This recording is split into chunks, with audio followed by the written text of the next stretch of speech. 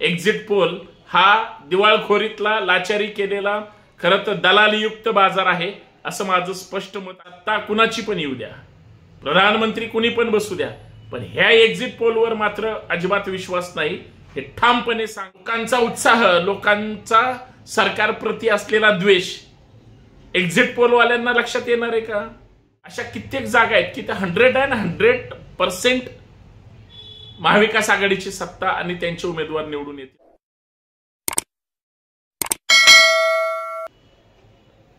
लोकांच्या भावना ह्या एक्झिट पोलला कधीच कळत नाहीत. लोकांच्या मनातली खतखत एक्झिट पोलला कधीच कळत नाही. महाराष्ट्राने काय ठरवलंय एक्झिट पोलला नाही लक्षात येणार. दिल्लीनं काय ठरवलंय, पंजाबने काय ठरवलंय, आंध्र कर्नाटकने काय ठरवलंय, शेतकऱ्यांनी काय ठरवलंय एक्झिट पोलला नाही कळणार. एक्झिट पोल पैसे देऊन घेतला जातो. एक्झिट पोल लाचारी करण्यासाठी घेतला जातो. एक्झिट पोल हा ठरवून सांगितला जातो. कधी विचारलं का एखाद्या घरात हातावर पोट घेऊन संसाराचा गाडा हाकणाऱ्या महिलेला की तुझ्या मनात काय आहे, कुणाला करू मतदान? आहे का अशी एक्झिट पोल वाल्यांची तयारी? नाही. एक्झिट पोल म्हणजे शुद्ध दलाली आहे हे साध्या शब्दात सांगायला मी तर कमी करणार नाही. त्याचं कारण सुद्धा असंच आहे. महाराष्ट्रामध्ये आता एक्झिट पोलच्या निमित्तानं म्हणजे बघा 400 पारच्या गप्पा होत्या, पण 450 पर्यंत एनडीए अर्थात भाजप कमी आहेत त्याच्यामध्ये. परंतु ज्या भाजपला 120 ते 150, 200 फार फार तर 225 देशात जागा मिळतील, महाराष्ट्रात 15-16 जागा फार फार तर मिळतील.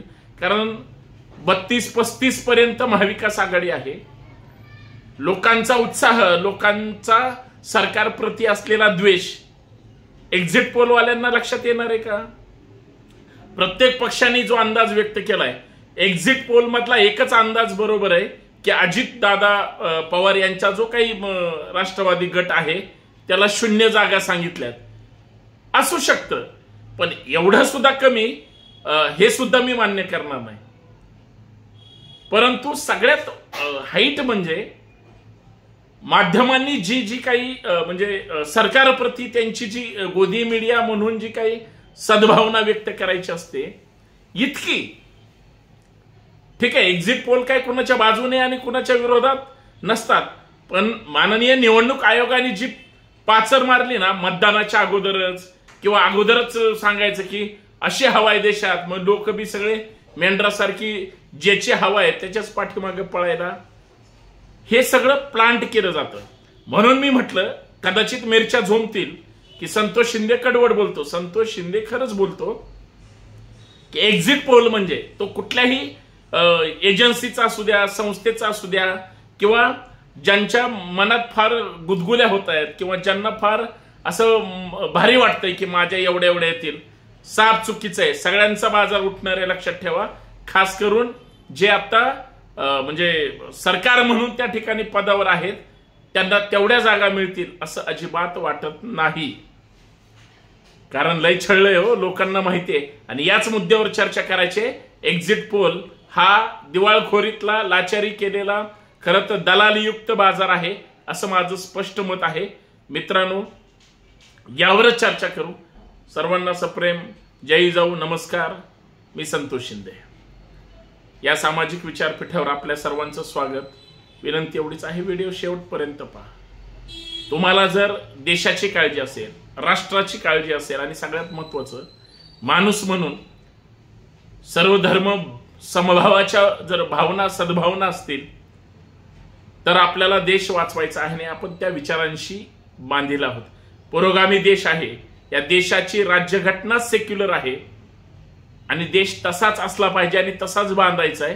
ती इंडिया आघाडी बांधणार आहे. कारण भारताला स्वातंत्र्य मिळालं 1947 आणि संविधान लागू झालं 1950. त्या दिवसापासून आजपर्यंत ज्या व्यवस्थेने हा देश धर्मनिरपेक्ष ठेवण्याचं काम केलं त्या विचाराशी कमीत कमी आपण बांधील राहूया आणि त्या संविधानाशी सुद्धा.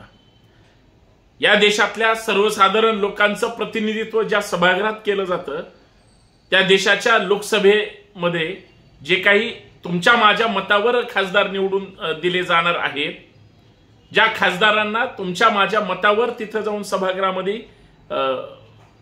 कायदा करायचा आहे, भांडायचंय, लढायचंय, त्या खासदारांपासून प्रधानमंत्री महोदयांपर्यंत सगळ्यांना हा देश चालवायचा आहे. त्या लोकसभा निवडणूक 2024च्या निमित्तानं आपण चर्चा करतोय. 4 जूनला निकाल आहे. उत्कंठा सगळ्यांना लागलेली की काय होणार. माननीय मोदीजींना परत तिसऱ्यांदा प्रधानमंत्री व्हायचंय.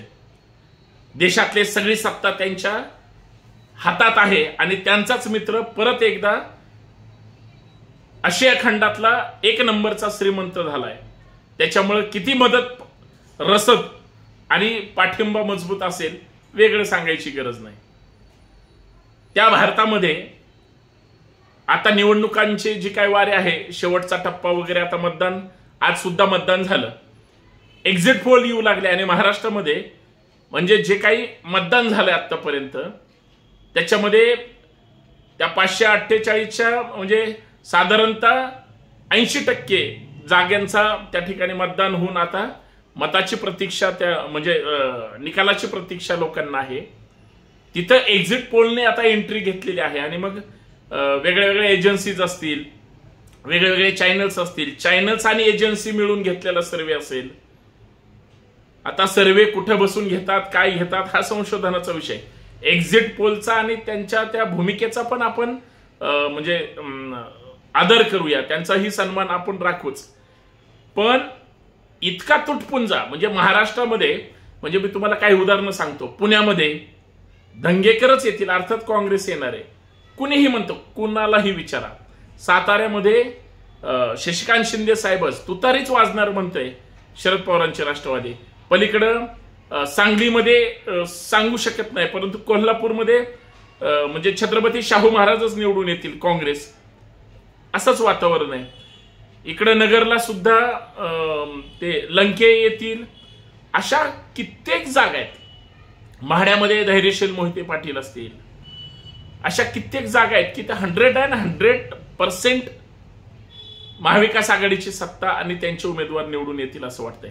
आणि प्रधानमंत्री जर ताकद सगळ्यांनी मतदारांनी जर प्रामाणिकपणे दिली असेल, प्रधानमंत्री सुद्धा इंडिया आघाडीचा होईल, अर्थात राहुल गांधी किंवा तत्सम जे कोणी असतील. एवढं वातावरण असताना मग एक्झिट पोलच्या मधीच त्या ठिकाणी दूरदूर करणं हे म्हणजे शेतकरी आणि मार्केट यार्ड यांच्यातला जो दलाल असतो आणि जो दलाली करून शेतकऱ्याचं लुटतो आणि भरमसाठ पैसे कमवतो, हा जो दुवा आहे ना, हा म्हणजे सध्याचा एक्झिट पोल आहे असं माझं वैयक्तिक मत आहे. तुम्हाला काय वाटतं मला माहित नाही. कारण काही जणांचं मन सुखावेल आणि काही जणांना धाकधूक वाटेल, काही जणांना झटका बसेल आणि काही जणांना त्या ठिकाणी चांगला म्हणजे निकाल पाहायला मिळेल. पण ते कधी 4 तारखेला, आता नाही. एक्झिट पोल म्हणजे पोलच्या बुडबुड्यावर जर कोणी नाचत असेल तर ही वादळापूर्वीची जी काही मदबस्त गुदगुले असतात त्या असू शकतात. पण एक्झिट पोल हा अंतिम निकाल नसतो. एक्झिट पोल हा म्हणजे त्या पक्षातला मिळालेला कौल नसतो. एक्झिट पोल म्हणजे अंतिम निवडणूक आयोगाचं त्या ठिकाणी जे काही त्यांनी परसेप्शन केलेलं असतं ते अजिबात नसतं. आणि एक्झिट पोल म्हणजे त्या पक्षांनी आणि त्यांच्या नेत्यांनी, कार्यकर्त्यांनी रक्ताचं पाणी करून, मग ते सत्ताधारी असो किंवा विरोधक असो, त्यांनी जर 100% कष्टच केले असतील आणि त्याचं फलित जर निगेटिव्ह असेल तर तो एक्झिट पोल नाहीये, ती शुद्ध दलाली आहे. अजूनही पण सांगतो. त्याच्यामुळे एक्झिट पोलवर किती विश्वास ठेवावा हा संशोधनाचा विषय. तरी पण म्हणजे बरं बोलण्यापेक्षा खरं बोललं पाहिजे आणि लाचारीपेक्षा स्वाभिमानानं जगलं पाहिजे. म्हणून माझं मत याच्यावर स्पष्ट आहे. सत्ता कुणाची पण येऊ द्या, प्रधानमंत्री कुणी पण बसू द्या, पण ह्या एक्झिट पोलवर मात्र अजिबात विश्वास नाही. हे ठामपणे सांगायला मी मतदार आहे, याचा मला अभिमान आहे. आणि म्हणून एक्झिट पोलवर भुलतापणा बळी पडू नका. अब की बार 4 जून, बस विषय मिटला. 4 जूनला तुम्हाला जे काही चित्र स्पष्ट होईल तिथं सगळ्यांच्या म्हणजे जे काही त्यांनी शंका उपस्थित केल्या किंवा भाकीत केलेत किंवा जे काही एक्झिट पोल सांगितलेत या सगळ्याचा धुरळा उडणार आहे. आणि 100% महाविकास आघाडी निर्विवादपणे 35+ जागेवर असेल. लक्षात ठेवा, लिहून ठेवा. एक्झिट पोलवर विश्वास ठेवायचा नाही. धन्यवाद. जय जिजाऊ जय शिवराय म्हणत असताना अजून एक माझा प्रश्न आहे, तुम्हाला हा एक्झिट पोल मान्य आहे का? साधा सरळ प्रश्न आहे. धन्यवाद. उत्तर हवंय कमेंटमध्ये. जास्तीत जास्त शेअर करा, फॉलो करा.